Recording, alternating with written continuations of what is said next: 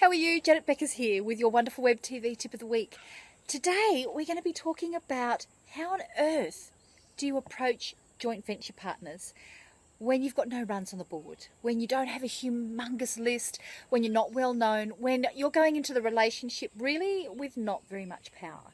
So just have a look on the inside, and I'm going to share with you some really simple tips to help you to get on their radar, and that's going to really increase your chances. So I'll see you on the inside.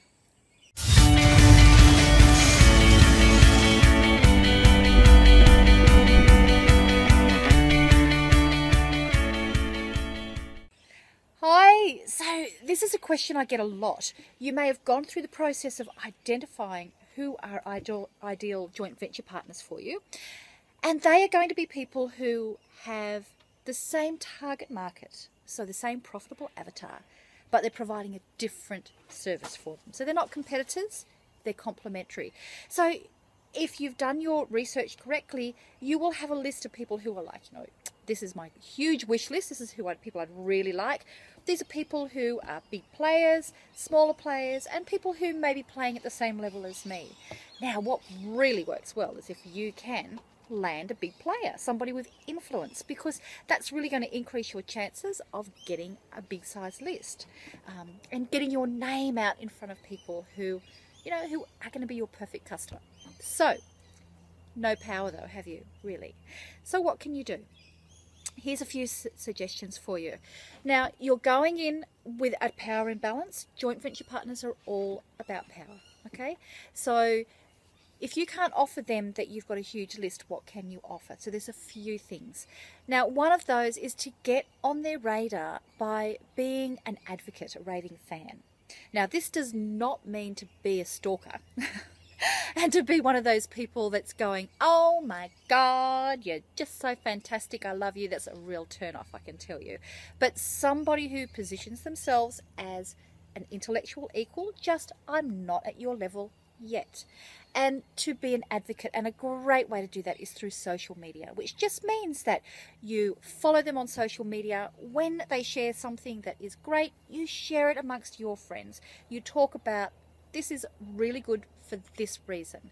You would leave comments that are intelligent comments. So you're getting on their radar by helping them.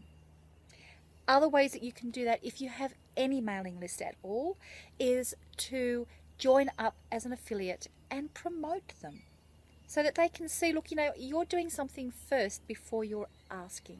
Now, these are really simple ways that do not devalue these. These are really important steps, because it's like any relationship. Before you can ask somebody out for a date, you've got to get on their radar. You've got to see, they've got to see who you are, and that you're, that you're kind of, worthwhile, and that you're intelligent, that you ask intelligent questions on their Facebook that gives them an opportunity to show how much they know to other people.